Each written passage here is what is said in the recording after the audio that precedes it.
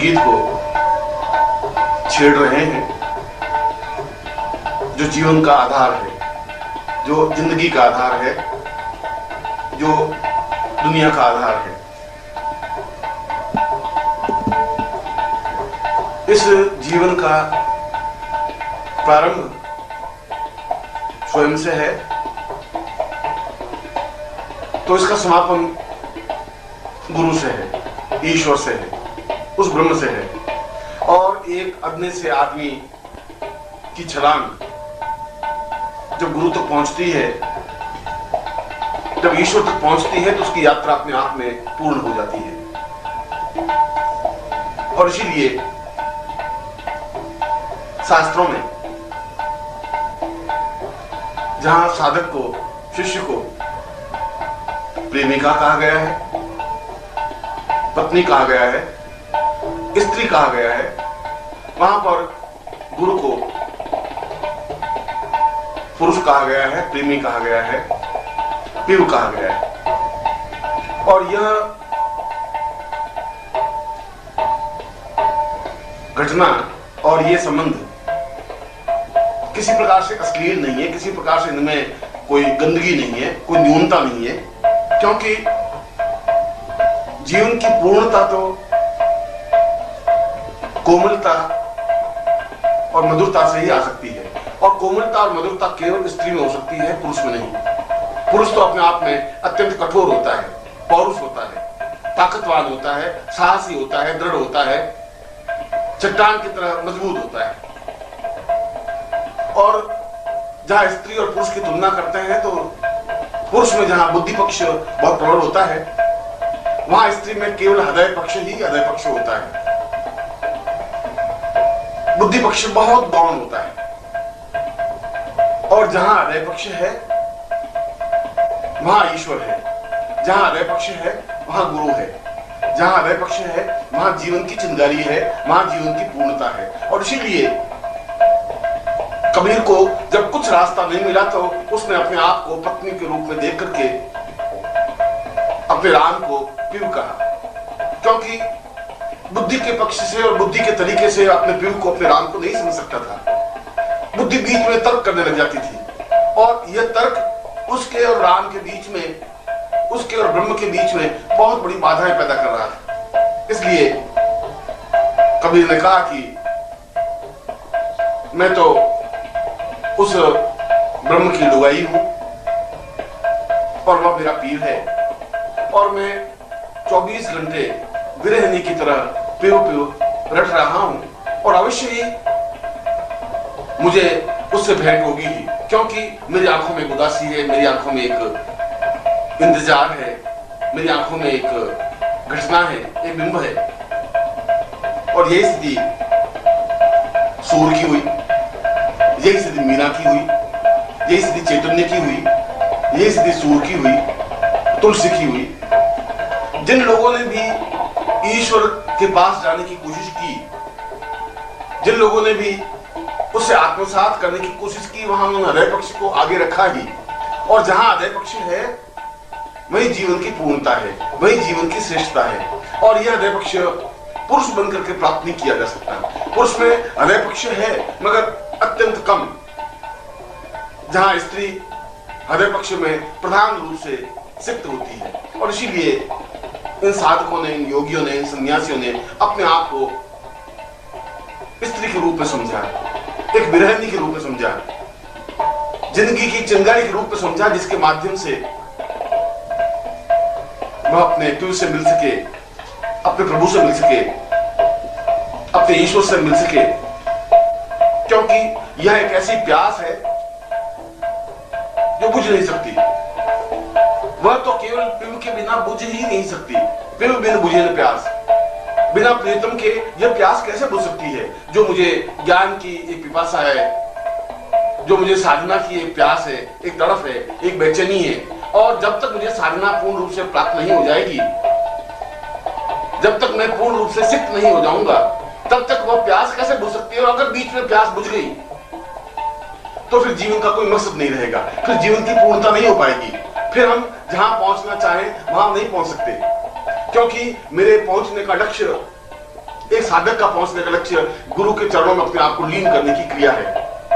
और जहां मैं गुरु शब्द का प्रयोग कर रहा हूं, वहां पर उस ब्रह्म शब्द का प्रयोग कर रहा हूं, उस ईश्वर शब्द का प्रयोग कर रहा हूं, क्योंकि गुरु अपने आप में कोई शरीर नहीं होता, कोई नाम नहीं होता। गुरु का मतलब है ज्ञान की चेतना, गुरु की मतलब होता है पूर्णता, गुरु का तात्पर्य है जीवन की सर्वश्रेष्ठता, जो सब कुछ दे दे, जो सब कुछ पूर्ण कर दे, जो अपने आप को उसे एक कण से आकाश बना दे, जो एक मामूली से भाग को बादल का टुकड़ा बना दे, गंगोत्री बना दे, वह गुरु, जिसका रूप परिवर्तित कर दे, अपने आप को एक चिंगारी दे दे। और इसीलिए तो शास्त्रों ने गुरु ब्रह्मा, गुरु विष्णु, गुरु देवो महेश्वर कहा। खाली ब्रह्मा ही नहीं, निर्माण करता ही नहीं, पालन करता भी, संहार करता भी, वह उसके जीवन की न्यूनताओं का संहार भी करता है गुरु, और उसके जीवन का निर्माण भी करता है विष्णु की तरह, और पालन भी करता है।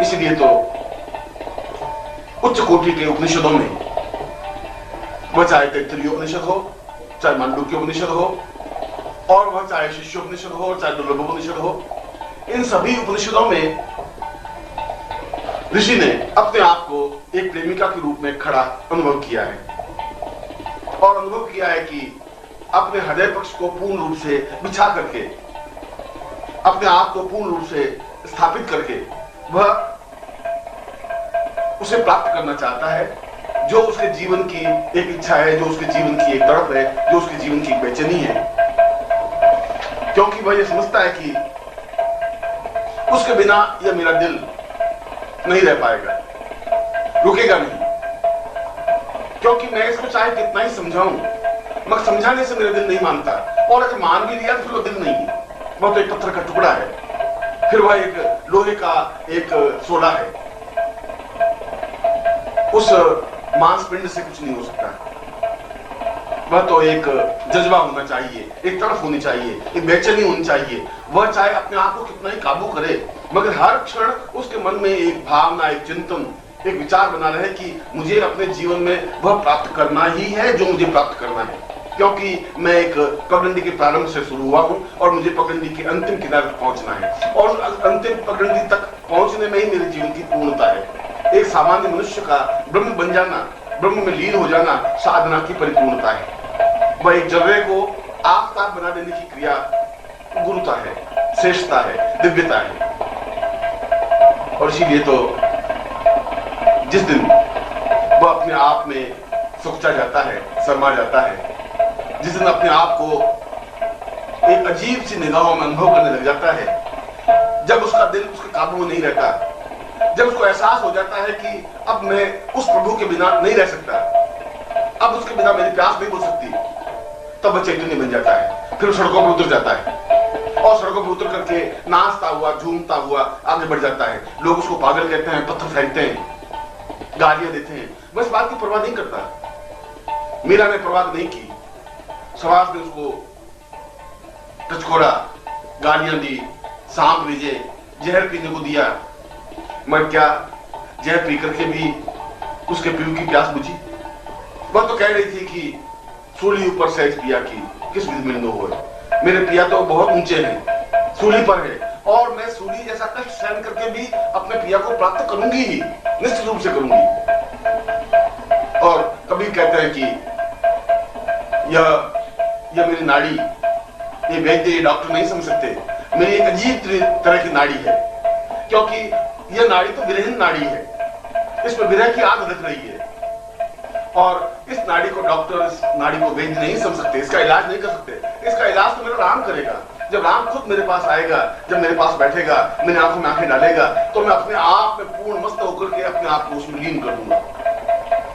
यह भाव एक प्रीतमा का होता है, और इसीलिए जीवन में जब तक साधक के हृदय में एक अस्तित्व नहीं आ जाता, जब तक उसमें एक कोमलता नहीं आ जाती, एक नाजुकता नहीं आ जाती, तब तक उसके जीवन में परिपूर्णता नहीं आ सकती। जीवन की परिपूर्णता का आधार हृदय है, दिल है, और जब उस दिल से गुरु के प्रति हम लीन हो जाते हैं, ईश्वर के प्रति लीन हो जाते हैं, अपने आप को न्योछावर कर देने की क्रिया कर देते हैं, जब हम अपने आप में काबू नहीं रहते, तब हम समझते हैं कि उस पगडंडी परम तेजी के साथ आगे बढ़े हैं, जो पगडंडी साधना की पूर्णता की है।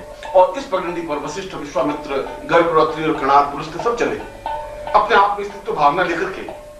अगर उनके उपनिषदों को पढ़े तो उनके उपनिषदों में 1000 बार उनकी कोमलता का वर्णन है, उनकी स्थित्व का वर्णन है, उनकी भावनाओं का वर्णन है। और भावनाओं की खुमारी में वो एक ही बात कहते हैं कि जब तक मैं इंतजार नहीं कर सकता, जब तक मेरे हृदय में बेचैनी नहीं आएगी, जब तक मेरे हृदय में तड़फ नहीं पैदा होगी, तब तक मैं उस ईश्वर को प्राप्त नहीं कर सकता, उस ब्रह्म को प्राप्त नहीं कर सकता। उसे प्राप्त करने के लिए बहुत कुछ खोना पड़ता है और ये खोने के लिए मैं तैयार हूं। अपने आप को फना करने के लिए तैयार हूं, अपने आप को विसर्जित करने के लिए तैयार हूं। मैं तो तैयार हूं, वह मुझे मिले, क्योंकि मिलना ही मेरे जीवन की पूर्णता है। अगर इस मनुष्य जीवन में आकर के भी और हृदय की पगडंडियों पर चलता हुआ यदि मैं उसे प्राप्त नहीं कर सका, तो फिर जीवन का मकसद, जीवन का उद्देश्य कुछ नहीं रह जाएगा। जिस दिन यह दिल काबू में नहीं रहे, जिस दिन लोग समझाएं, आस पड़ोस वाले समझाएं, घर वाले समझाएं, लोग उसको रोकें, कमरे में बंद कर दें, दरवाजा लगा दें, संकल चढ़ा दें, ताले जड़ दें, पैरों में बेड़ियां डाल दें, और उसके बावजूद भी वह रुक नहीं सके, तब समझना चाहिए कि उसका हृदय पक्ष खुला है। तब समझना चाहिए कि उसके दिल ने कुछ एक क्रांति की है, चिंगारी पैदा की है। तब समझना चाहिए कि वह दिल मचल रहा है आगे बढ़ने के लिए, उस गुरु से एकाकार हो जाने के लिए, इस प्रभु में अपने आप को विसर्जित करने के लिए। और यह विसर्जित कर देने की क्रिया उस दिन प्रारंभ होती है जब उसका अपने हृदय पर, अपने दिल पर काबू नहीं रहता। उसकी महफिल में जाके देख लिया, अपना सब कुछ लुटा के देख लिया, लाख समझाया पर ना समझेगा, दिल को फिर आजमा के देख लिया। फिर भले कितने ही आजमाएं, हम उसको कितना ही समझाएं, मगर इस आजमाने और समझाने से कोई फर्क नहीं पड़ सकता, वह रुक नहीं सकता, क्योंकि वह तो जीवन की एक चिंगारी चाहता है। वह चाहता है कि मैं उस जगह बढ़ूं जहां मेरे प्रिय है, जहां मेरी पूर्णता है, जहां मेरी समझदारी है। क्योंकि जब ये चेतना, ये भावना उसके हृदय में पैदा होती है, तब वह अपने आप में एक अजीब सा भाव अपने लिए होता है। उसके मन में एक अजीब सी चिंगारी पैदा हो जाती है, अजीब सी उसके मन में प्यास पैदा हो जाती है। और वह प्यास पैदा हो, ये जीवन का एक जरूरी भाग है, ये जीवन का एक जरूरी हिस्सा है। वह चाहे सामने वाला ध्यान दे या नहीं दे, वह चाहे सामने वाला इंतजार करे या नहीं करे, क्योंकि वह तो साफ कहता है कि तुम्हारा प्रेम, तुम्हारा हृदय मेरे सीने में दफन है। मैं तुम्हें जानता हूं, मैं बहुत अच्छी तरह से तुम्हें पहचानता हूं। तुम कहो तो मैं इस बात को पूरी दुनिया में फैला दूं। मैं तुम्हारे प्यार को अपने हृदय में छिपा के रखा है।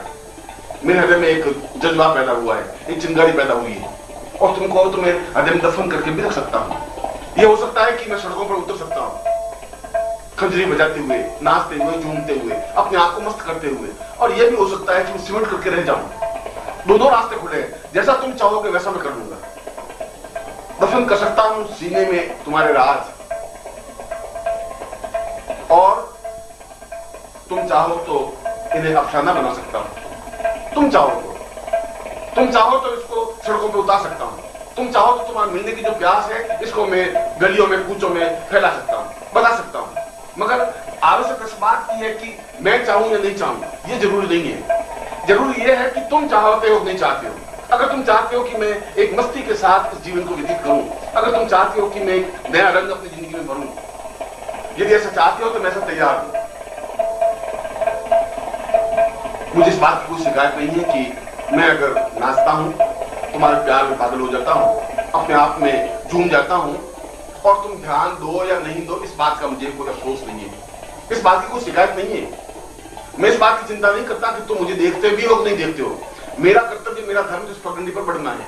मैं तो जीवन में एक है कि मैं उस मरुस्थल से रवाना हुआ हूं, एक रेगिस्तान से रवाना हुआ हूं, और मैं उस मानसरोवर तक पहुंचना चाहता हूं जहां प्यास बुझती है, जहां अपने आप को तृप्ति मिलती है। मैं तो आपके चरणों में अपने आप को लीन करने की क्रिया जानना चाहता हूं, और इसके लिए चाहे मुझे कुछ भी करना पड़े, इस बात की मुझे कोई गम नहीं है, इस बात का मुझे कोई अफसोस नहीं है, इस बात की मुझे कोई चिंता नहीं है कि तुम कितना मेरे को ध्यान देते हो या नहीं देते हो। तुम बेवफा हो सकते हो, मुझे इस बात की कोई गम अफसोस है भी नहीं। कुछ तुम्हारे लिए आंखों में छुपा रखा है,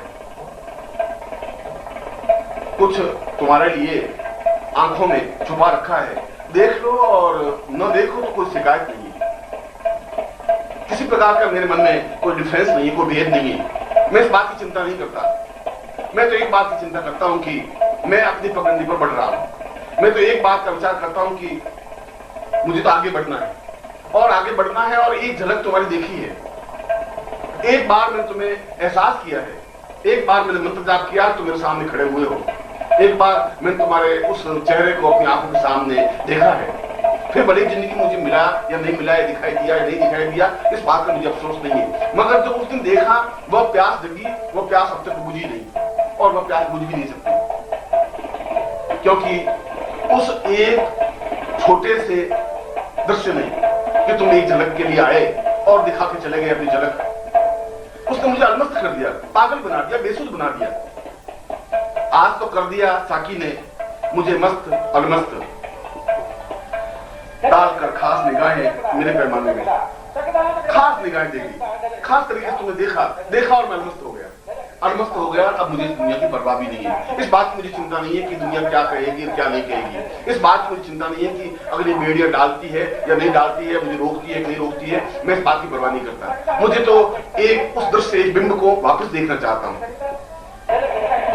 मैं ऐसा कोई कांटा नहीं हूं जो किसी के पैरों में चुभूं।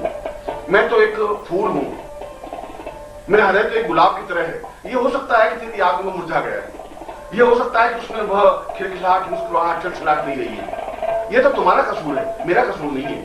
मगर उसके बावजूद भी मैंने कभी किसी के पांव में खटका नहीं है, मैंने कभी किसी को तकलीफ नहीं दी है। ऐसा मेरे जीवन का फितरत नहीं है। मेरे जीवन की फितरत, मेरे जीवन की चिंगारी, मेरे जीवन का एक सबब इस बात में है कि मैं फूल ही बना रहा, चाहे मुरझाया हो सही। मुरझाए हुए फूल की तकदीर हूं, लेकिन खटके जो किसी दिल में, वो कांटा तो नहीं है, वो कांटा नहीं है। जीवन की एक दृश्यता मैंने देखी है, आनंद अनुभव किया है, क्योंकि मैंने तुम्हारी चाल देखी है, मैंने तुम्हें अनुभव किया अपने हृदय में, और आज भी मैं तुम्हें अनुभव करता हूं। मैं देखता हूं कि तुम मेरे सामने से निकल जाते हो और मैं तुम्हें देखते जाता हूं। वह जो तुम्हारे चलने का तरीका है, वह जो अदा है, वो जो अंदाज है, उसको तो शब्दों में बांधा ही नहीं जा सकता, क्योंकि मैंने अपनी आंखों से उसको देखा है, मैंने देखा है, एहसास किया है। यह ठीक है कि सितारों पे घूम आए हम, पर किसे है सलीका आपकी तरह जमीन पर चलने का? किसे सलीका क्या है? किसको चलना आता है? चलने का एक अंदाज है, एक बयान है, एक छलछलाहट है, और उस अंदाज को मैंने देखा है तब तो हो गया, देखा है, और वो अंदाज आज तक मेरी आंखों में ज्यों करके बसा हुआ है। मैंने चाहे सितारों पे घुमा, चाहे ऊंच कूद की साधना की, चाहे मैंने सब कुछ देखा, पर देखना अपने आप में व्यर्थ हो गया जिस दिन मैं तुम्हें चलता हुआ देखा, जिस दिन तुम मेरे सामने से निकले। मगर मैं किसी भी हालत में जब निश्चय कर लिया है कि मैं इस जीवन में ही तुम्हें पाऊंगा, ही हर हालत में तुम्हें पाऊंगा, तो पाकर के रहूंगा, क्योंकि बिना तुम्हें पाए मेरी प्यास बुझेगी भी नहीं, और मर भी गया तो अगले जीवन में भी मेरी प्यास तो ज्यों की त्यों रहेगी। ये जिद है मेरे मन में, एक जिद सी बन गई है कि मैं जिंदा रहूंगा, हर हालत में जिंदा रहूंगा, और चाहे तुम मुझे कितना जुल्म करो, चाहे कितनी गाली दो, चाहे मेरे पर प्रहार करो, चाहे तुम मुझे नहीं मिलो, चाहे तुम कितनी मुझे भूलने की कोशिश करो, मगर इसने भी जिद बांध, अगर तुमने जिद बांध रखी है नहीं आने की, तो इसने भी जिद बांध रखी है जिंदा रहने की। यो तो बहुत है तरीके मरने के दोस्तों, कुछ जिद सी हो गई है कि जिंदा रहेंगे हम, कुछ जिद सी हो गई, देखा जाएगा। अब देखते हैं, एक तरफ तुम हो कि नहीं आते हो, एक तरफ मैं हूं कि जिंदा रहूंगा, और जिंदा रह करके तुम्हें दिखा दूंगा कि मैं तुम्हें पाकर के ही रहूंगा, क्योंकि बिना पाए प्यास बुझेगी नहीं, और बिना प्यास बुझेगी उससे मैं मरूंगा नहीं।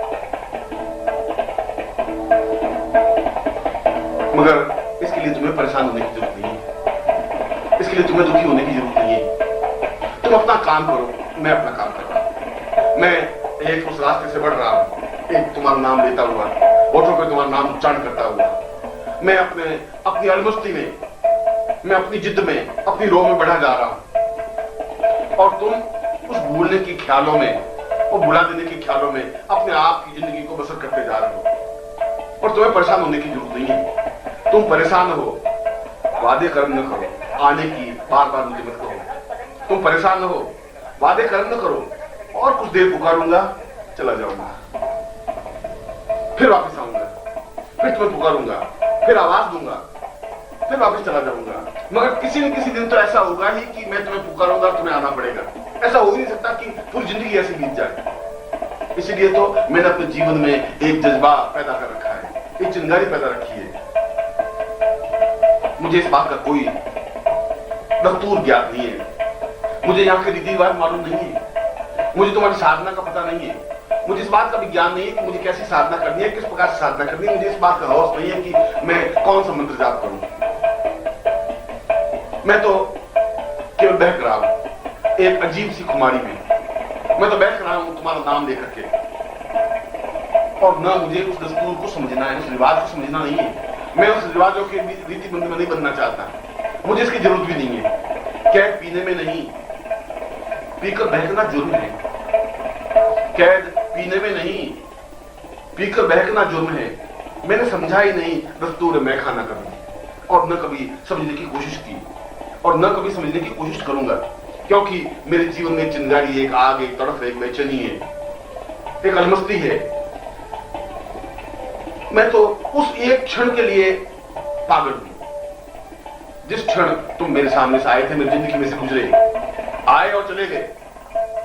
मगर वो एक सेकंड का क्षण मेरे जीवन में एक सावन बन गया, एक बहार बन गई, एक वसंत बन गई, एक हवा का झोंका बन गई। इस तरह गुजरे तेरे प्यार में जो क्षण गुजरे, तपती दोपहर में जैसे कोई सावन गुजरे। एक सावन आया और मैंने तुम्हारी झलक देखी और चला गया, और उसके बाद तो जीवन में पतझड़ ही पतझड़ रहा। उसके बाद तो जीवन में कभी सावन आया ही नहीं। उसके बाद कभी आंखें रो करके रुकी नहीं। ऐसा कभी हुआ नहीं कि आंखों में प्रसन्नता आई हो, ऐसा कभी हुआ नहीं कि जीवन में मुस्कुराहट आई हो, ऐसा फिर नहीं हुआ। मगर उस क्षण को मैं नहीं भुला सकता जो क्षण मेरे सामने रहे, क्योंकि उस क्षण में तुम आए और चले गए। मगर वो एक क्षण मेरी जिंदगी की अनमोल पूंजी बन गई, अनमोल निधि बन गई। मैं तो अपने आप में बहक गया, मस्त हो गया, अलमस्त हो गया। मैं अपने आप में जिंदगी के तस्वीरों को समझ गया। मैंने एहसास कर लिया कि वास्तव में तुम्हारा जिंदगी और तुम्हारा जीवन में आना अपने आप में एक मस्ती है, एक आलम है। और मैंने निश्चय किया कि जब तुम्हें पाना ही है तो फिर पाना ही है, जब तुम्हें एहसास करना ही है तो फिर एहसास करना ही है, जब तुम्हें अपने गले से लगाना है तो गले से लगाना ही है। पंखुड़ी पर तुम्हें सलाम लिखा, फूल पर फूल का ही नाम लिखा। सुबह मांगी तो दिखाया चेहरा, और बिखरा के जुल्फें साम लिखा। उसने आराम से जरा हंसकर सबके आराम को हराम लिखा। भीड़ पर उसने उठाकर घूंघट, कितना मासूम कत्लेआम लिखा। और आपने उस क्षण जो कत्लेआम किया, जो मेरे हृदय को बेधा, उस एक क्षण के लिए झलक दिखा करके जो मेरे हृदय पर एक छाप छोड़ दी, क्या मैं उसको बोल सकता हूं? क्या मैं उस दर्द को एहसास नहीं कर सकता? वह दर्द तो मेरे जीवन की पूंजी बन गई है, वह दर्द तो मेरे जीवन की चिंगारी बन गई है। जिस क्षण भी मैं अपने दिल पर हाथ लगाता हूं तो वह दर्द अपने आप में एहसास होने लग जाता है। ऐसा लगता है कि जैसे अभी अभी जख्म भरा हुआ है, अभी लगता है कि तुम आए हो, अभी ऐसा लगा है कि मैं तुम्हें देखा है, तुम्हें अनुभव किया है, अपने प्राणों में देखा है, और तुम जान करके भी अनजान बने रहते हो। ऐसा लगता है कि तुमने कुछ देखा ही नहीं। मैं तुम्हारी सादगी पर तो अपने आप में पागल हूं। यही तो जीवन की एक चिंगारी है कि अगर तुम सब कुछ समझते और समझाने का भाव रखते तब तो मुझे कोई दुख भी नहीं होता। पर दुख इस बात का हो रहा है कि तुम सब कुछ समझ रहे हो और ना समझने का भाव रख रहे हो। एक सादगी पर कौन कैसे रुकेगा? मुझे जिंदगी की दुआ देने वालों, मुझे जिंदगी की दुआ देने वाले, हंसी आ रही है तेरी सादगी पर। मुझे एहसास हो रहा है कि तुम इतने ना समझ, इतने भोले कैसे हो। मुझे समझ नहीं आ रहा कि तुम इस बात को क्यों नहीं समझ पा रहे हो। और यह बात भी सही है कि तुम्हारी वजह से मैं जिंदा भी हूं। यह बात भी सही है कि जिंदा रहने का मैंने एक एहसास किया है, जीने के सहारे मुझे मिले हैं, और उन सहारों के भरोसे में जिंदा हूं क्योंकि तुम्हारी याद मेरे पास है। उस याद की डोर पकड़ करके मैं आज तक बढ़ा जा रहा हूं और जिंदगी पर बढ़ूंगा। हर क्षण मैं अपने जीवन की पूर्णता को प्राप्त करूंगा। मैं उस जगह पहुंचूंगा जहां तुम हो। मगर इस जिंदगी को समाप्त करने भी सैकड़ों इशारे मुझे मिले हैं जहां मैं समाप्त हो सकूं। मेरे लिए तो जिंदगी में दोनों तरफ बने हैं, दोनों अजानू बने हैं। जीने के अगर चंद सहारे भी मिले हैं तो जान से जाने के इशारे भी मिले हैं। जीने के अगर चंद सहारे भी मिले हैं तो जान से जाने के इशारे भी मिले हैं। और मैं जान से जा नहीं सकता। मैं अपनी जिंदगी को इस प्रकार से गुमराह नहीं कर सकता, क्योंकि मैंने अपनी जिंदगी में एक निश्चय, एक ध्येय, एक मकसद एहसास किया है। मैंने एहसास किया है कि मुझे अपनी जिंदगी में तुम्हें पाना है और मैं तुम्हें पाकर के रहूंगा ही। क्योंकि जो नदी में छलांग लगा देते हैं, जो समुद्र में कूद जाते हैं, उनको किनारे मिलते हैं। ऐसा कई बार हुआ है कि किनारे नहीं मिले। इस बात का कोई अफसोस नहीं है, कोई गम नहीं है। और मुझे अपने आप में कॉन्फिडेंस है, मुझे अपने आप में विश्वास है कि मुझे किनारा मिलेगा, मुझे तो मिलेगा ही। मैं तुम्हारे पास पहुंचूंगा ही, मैं तुम्हारे चरणों में अपना सिर रखूंगा ही, मैं अपने सीने को तुम्हारे सीने से लगाऊंगा ही। यह तो सभी डूब जाते हैं। डूबना अपने आप में कोई बहुत महानता नहीं है। तूफान में सभी डूब तो जाते नहीं अख्तर, तूफान में सभी डूब तो जाते नहीं अख्तर।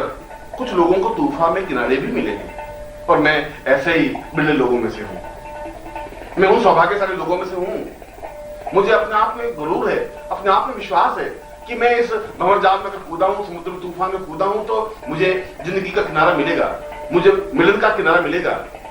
मैं जो कुछ चाहता हूं मुझे प्राप्त होगा, क्योंकि मैं चाहे किसी प्रकार से उस समुद्र में कूदूं, डूबूं, उतराऊं, लहरों से जूझूं, मैं चाहे कुछ भी करूं, इस बात का कोई अफसोस, कोई गम नहीं है। मगर हर बार मैं किनारे पर जरूर आऊंगा। मैं आऊंगा, फिर तुमसे मिलूंगा। ये जुदाई तो फकत है सांस का एक बफ्फा, एक लम्हा है, सांस का एक टुकड़ा है। ये जुदाई तो फकत है सांस का एक लम्हा। मेरे महबूब न घबराओ, मैं फिर आऊंगा। तुम्हें घबराने की जरूरत नहीं है। तुम्हें जुदाई सहन नहीं होती है तो नहीं होती है, मगर मैं इस जुदाई की डोर के सहारे तुम्हारे तक पहुंचूंगा। हर हालत में तुम्हारे तक पहुंच करके मैं तुमसे मिलूंगा, मैं तुम्हारा हाथ थामूंगा, मैं तुम्हारे चरणों में झुकूंगा। मैं अपने आप में तुमसे वह सब कुछ मिलूंगा, चाहूंगा, प्राप्त करूंगा जो मेरी जीवन की इच्छा है। ये अलग बात है कि मेरे जीवन की प्यास बुझी नहीं। ये अलग बात है कि मुझे एक बार जो तुम्हारा दर्श मिला, मुझे एक बार जो चिंगारी मिली, जो एक बार मंत्र मिला, जो एक बार एहसास हुआ, जो तुम्हारी आहट सुनी, वह आज तक मेरे सीने में याद है। यद्यपि यह दिल बहुत नाजुक है और मेरे दिल को थोड़ी सी ठेस भी अपने आप में बहुत बड़ी ठेस एहसास की जाती है। मगर फिर भी इसने इस जुदाई को, इस विरह की चोट को भी सहन किया है। इस बात का मुझे अफसोस नहीं है, इस बात का मुझे गर्व है। इस बात पर मैं फख्र करता हूं, इस बात पर मैं एहसास करता हूं कि वास्तव में ही मैंने तुम्हारी जुदाई को सहन किया है। दिल तो एक काठ की चूड़ी से भी नाजुक है। किस तरह इतनी बड़ी चोट को सह सका ये मैं जानता हूं। और मैं जानता हूं कि मैंने इस चोट को सहन किया है। मैं जानता हूं कि मैं इससे भी बड़ी चोट को सहन कर सकता हूं। ये तो तुम्हारी मेरी रस्साकसी है, तुम्हारी मेरी जिद है, ये तुम्हारे मेरे बीच का एक फासला है। तुम अपनी जिद पर डटे हुए हो कि तुम नहीं आओगे। हर बार तुमने वादा किया आने का, हर बार तुमने उस वादे को तोड़ा है। वादा तोड़ने का तुम्हारा एक अदा है और मेरी भी जिद है कि मैं इस वादे तोड़ने वाले के ऊपर एतबार करूं। हर बार तुम वादा तोड़ोगे, हर बार मैं तुम पर एतबार करूंगा और इस एतबार के सहारे ही तुम्हें पाऊंगा भी, निश्चित रूप से पाऊंगा। तो मैं तो ये जानता हूं कि तूने जो मुझे प्यास दी है वो प्यास मुझे ही नहीं। हर क्षण में इस प्यास में तड़पता हुआ आगे बढ़ता रहूं। हर क्षण में इंतजार की इस प्यास में डूबता हुआ चला जाऊं। हर क्षण में एहसास करूं कि मुझे तुमसे मिलना है। और इस तुम्हारे और मेरे खेल में मिलता ही क्या है? यह तो बिछुड़ना है और दर्द सहन करना है। दर्द सहन करना है और उस दर्द सहन करने में भी एक मस्ती लेनी है, एक आनंद लेना है। क्योंकि इसके पार जो कुछ है वो अपने आप में अद्वितीय है, वो अपने आप में परिपूर्ण है। जब भी जिस दिन मैं आपके करीब आया, आपके करीब आने की कोशिश की, तब मैं समझ रहा था कि मौत मेरे करीब है। क्योंकि तुम्हारे करीब होने का मतलब है मौत के करीब होना। तुम मिलोगे नहीं और तुम्हारी तड़प, तुम्हारी बेचैनी, तुम्हारी छटपटाहट मैं झेलूंगा। और बस ये छटपटाहट, ये बेचैनी, ये तकलीफ मौत ही तो है। या हर बार वियोग और विरह के में अंदर जलना मौत से ज्यादा दुखदाई है। आप जिनके करीब होते हैं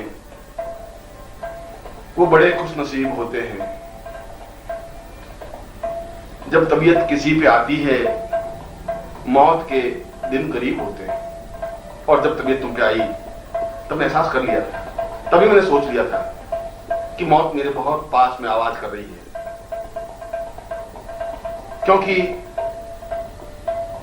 तुम जिनके करीब होंगे वहां विरह होगा, तुम जिनके नजदीक जाओगे वहां बेचैनी होगी, वहां तड़प होगी। जुल्म सहकर जो उफ नहीं करते, जुल्म सहकर भी जो उफ नहीं करते, उनके दिल भी अजीब होते हैं। वो बड़े खुशनसीब होते हैं आप जिनके करीब होते हैं। और फिर तुम्हारे मेरे बीच जो एक नाता बना है, जो एक संबंध बना है, जो एक रिश्ता बना है, उसमें और मिलेगा भी क्या? इस विरह और इन आंसुओं के अलावा उसमें है भी क्या? आंसू से बातें लिखी होंगी, उच्छ्वासों के पन्ने लिखे होंगे, शिशकियों के इसमें दिन और रात होंगे। इसमें कुछ नहीं मिलता।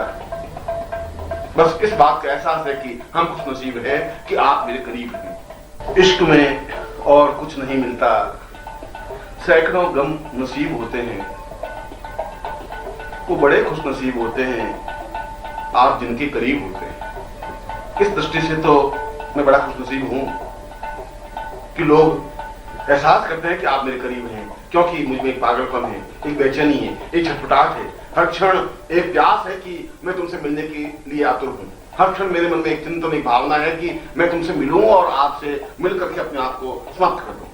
मैं तो चाहता हूं कि जहां आप आए मैं अपने हृदय को बिछा दूं, दिल को बिछा दूं। ऐसा नहीं हो जाए कि आप आए और आपके पांवों को ठोकर लग जाए। ऐसा नहीं हो कि आप आए और आपको किसी प्रकार का जर्द हो जाए, कोई तकलीफ हो जाए। मैं ऐसा चाहता भी नहीं। मैं तो आपको कोमल और फूल से भी ज्यादा कोमल समझता हूं।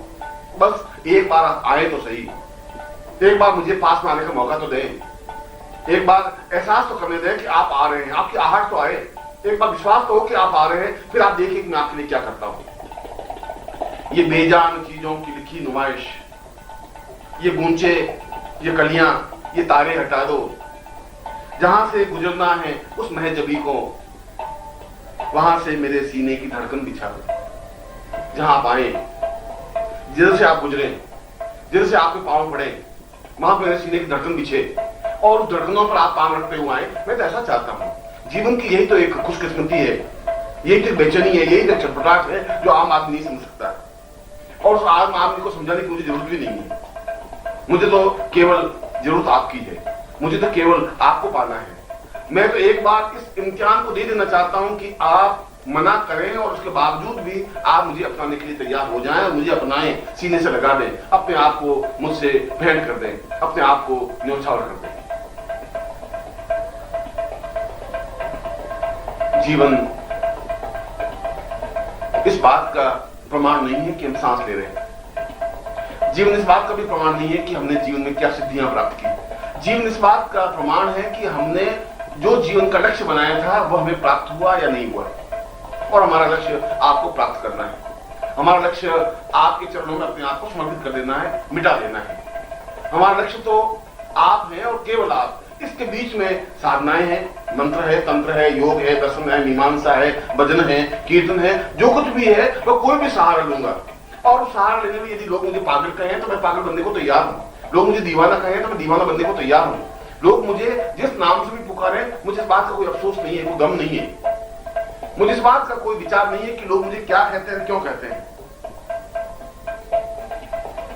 ये हो सकता है कि मर जाऊं, हो सकता है इंतजार करते करते क्षण ऐसा भी आए कि मैं समाप्त हो जाऊं, क्योंकि आपकी तरह तो है नहीं।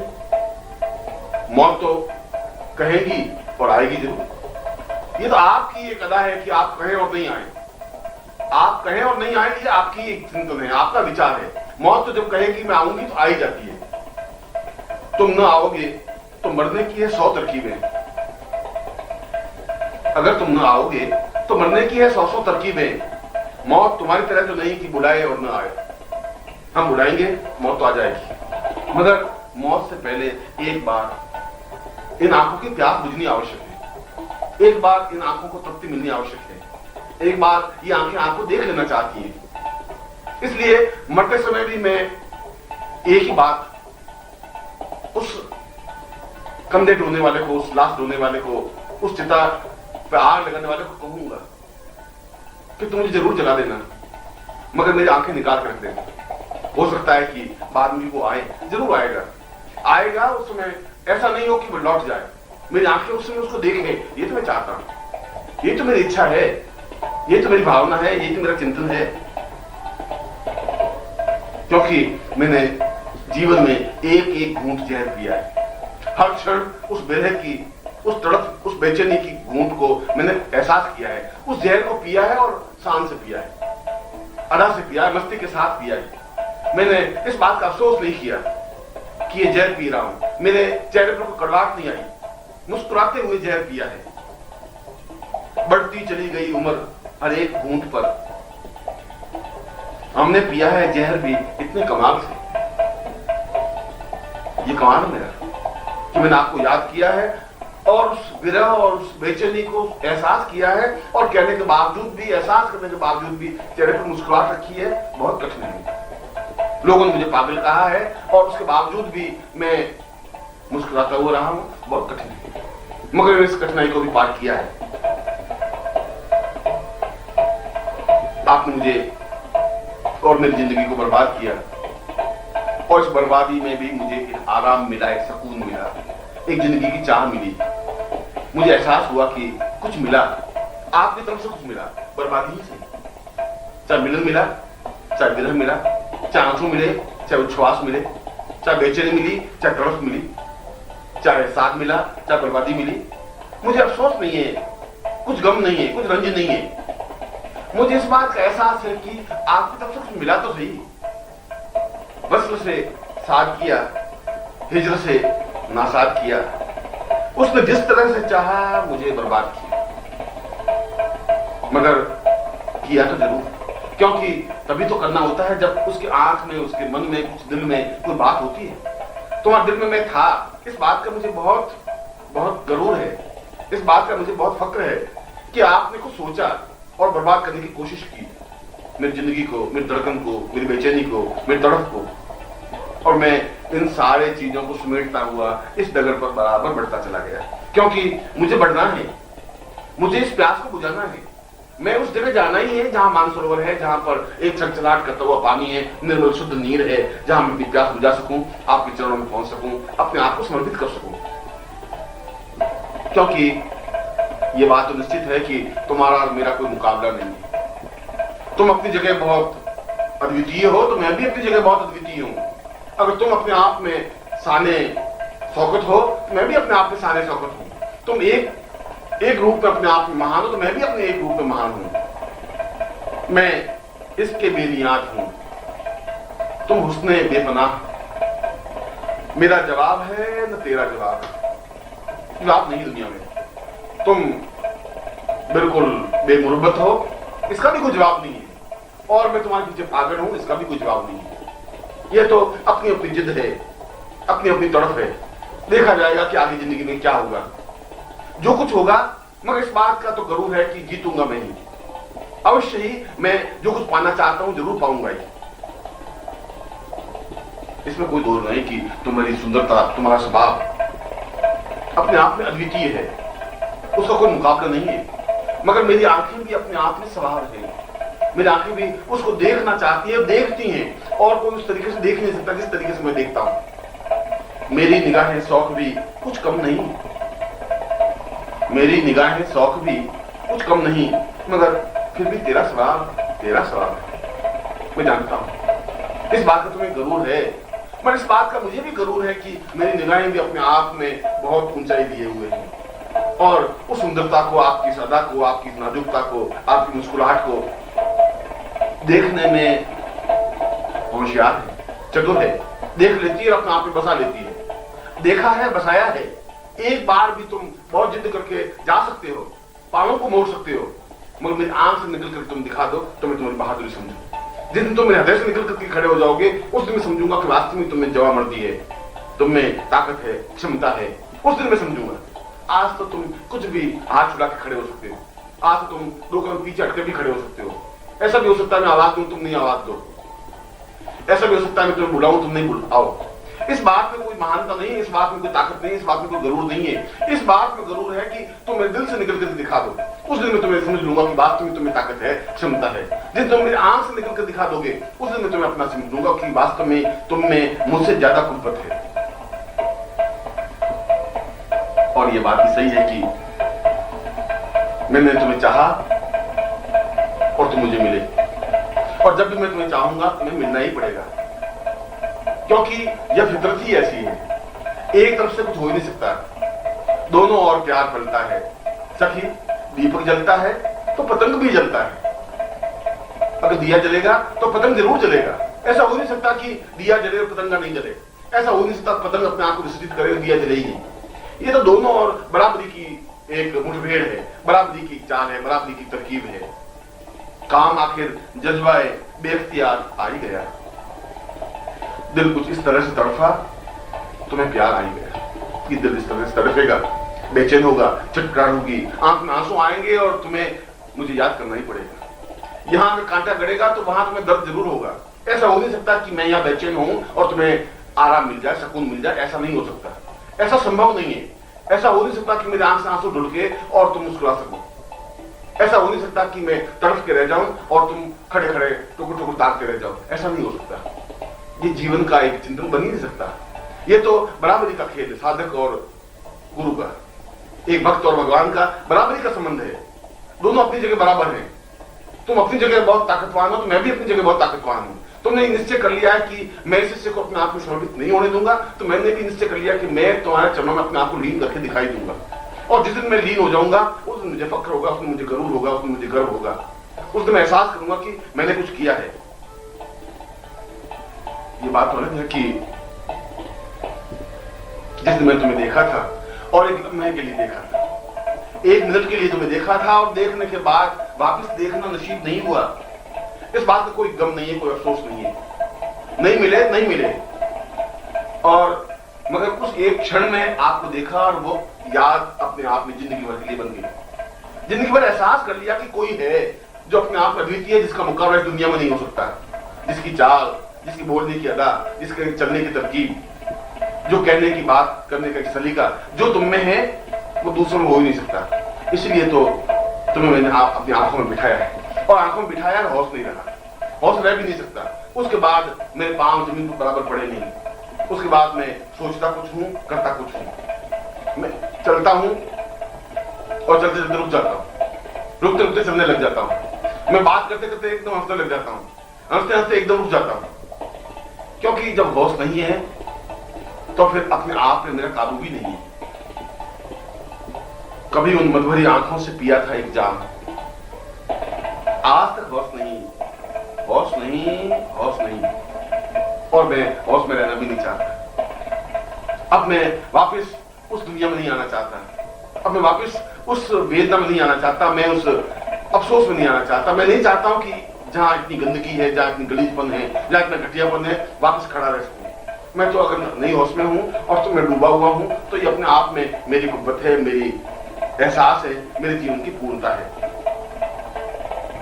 क्योंकि मेरे लिए तो मंत्र और तंत्र और योग और दर्शन और मीमांसा केवल आप में है। मैंने मंत्र को कभी सीखा ही नहीं, मुझे गायत्री मंत्र का ज्ञान है, न काली मंत्र का ज्ञान है, और न बगलामुखी मंत्र को मैं जानता हूं। न मैंने कभी ईश्वर को याद किया है, न किसी छिन्नमस्ता को याद किया है, न खुदा को याद किया है। मैंने तुम्हें देखा, तुम्हें खुदा समझा है, तुम मेरे खुदा हो। इसके अलावा और खुदा हो भी क्या सकता है?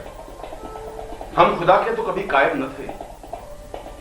तुम्हें देखा तो खुदा याद आया, तुम्हें देखा तो एहसास हुआ कि खुदा ऐसा ही होता होगा, ऐसा ही ईश्वर होता होगा। क्योंकि जो ईश्वर की वर्णन उपनिषदों में किया है, वेदों में किया है, जो शास्त्रों में पुराणों में किया, वो अपने आप में अद्वितीय किया है।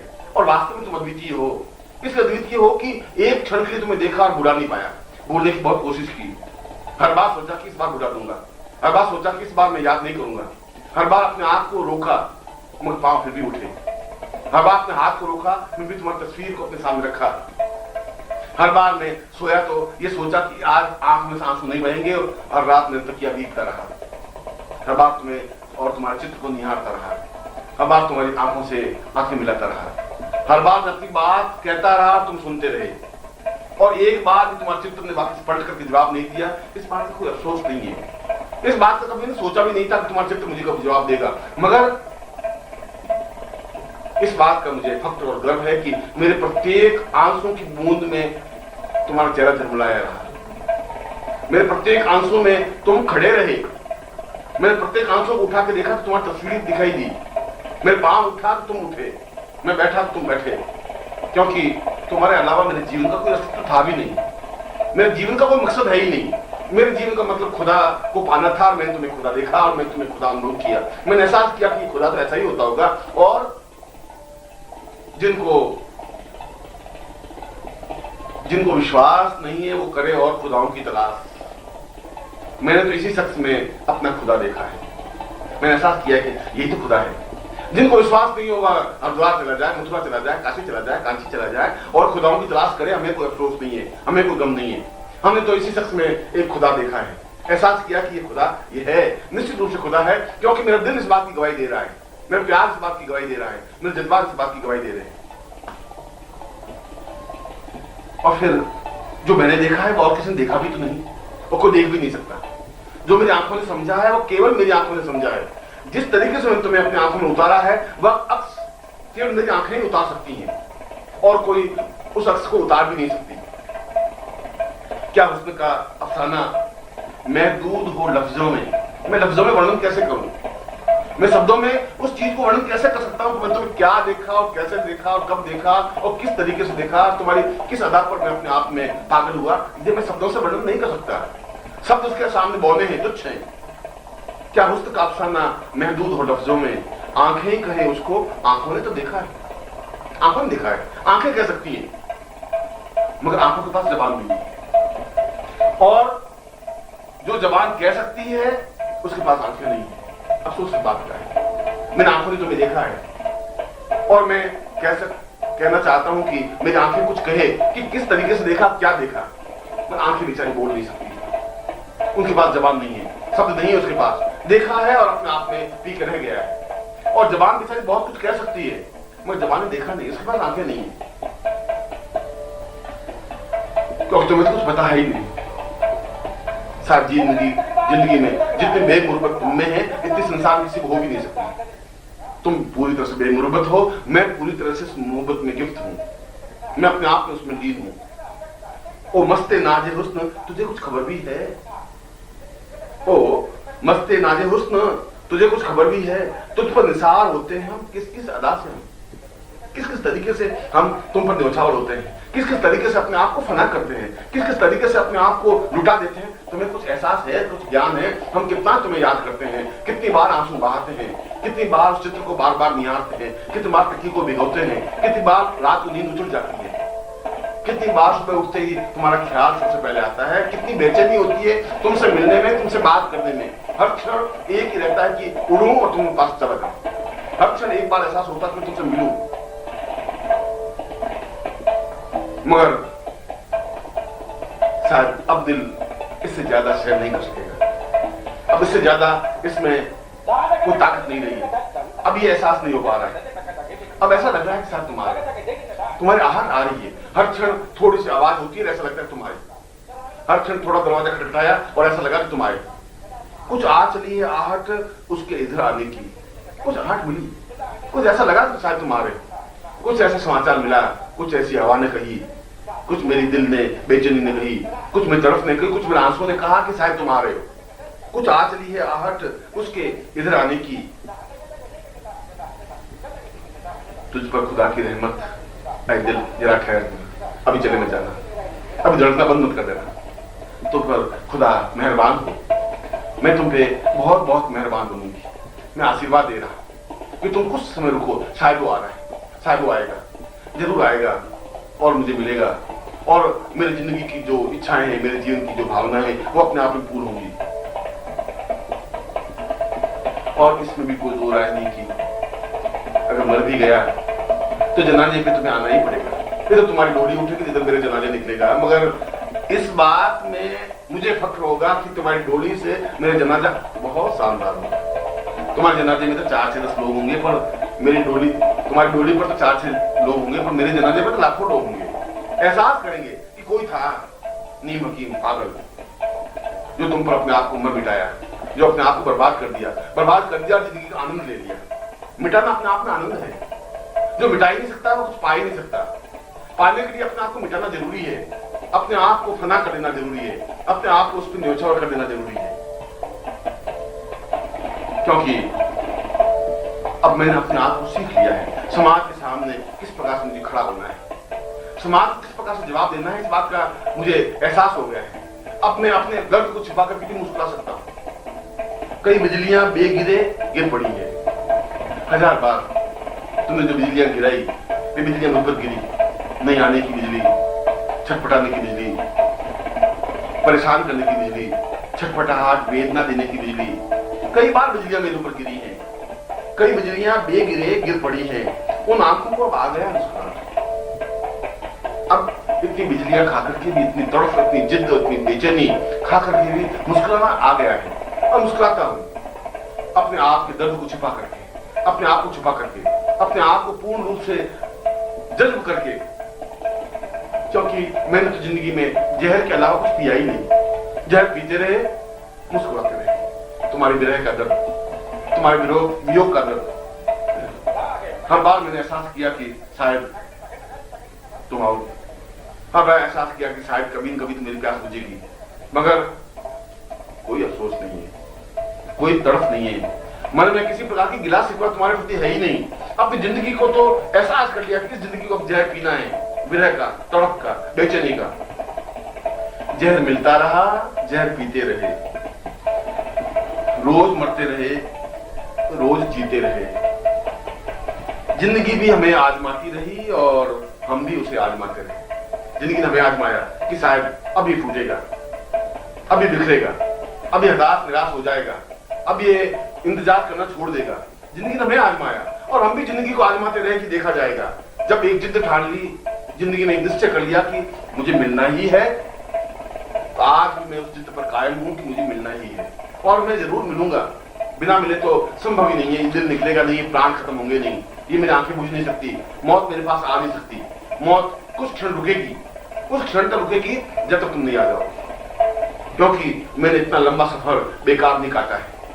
इस लंबे सफर पर एक एक घूंट जहर पिया है, एक एक पैर भरा है, समाज का जहर पिया है, परिवार का जहर पिया है, लोगों की बातें सुनी हैं, व्यंग सुने हैं, गालियां सुनी हैं, फटकारें सुनी हैं, अपने आप को जज्ब करने की कोशिश की है। मगर जहर पीता रहा और मैं मुस्कुराता रहा। जहर पीता रहा और मैं तुम्हें याद करता रहा। उस जहर से अपनी जिंदगी को संवारता रहा और तुम्हारी मूर्त गढ़ता रहा, तुम्हें याद करता रहा। मगर मैं तुमसे एक बात पूछता हूं। मैं तुमसे पूछता हूं कि ये पूरी अंधेरी रात में, इस विरह की रात में, इस बेचैनी की रात में, इस तड़प की रात में, इस तुम्हारे नहीं आने की रात में, अंधेरी रात में कभी मेरे सुबह होगा भी कि नहीं होगा? कभी सूर्य मेरी जिंदगी में उगेगा कि नहीं उगेगा? कभी तुम आओगे भी कि नहीं आओगे?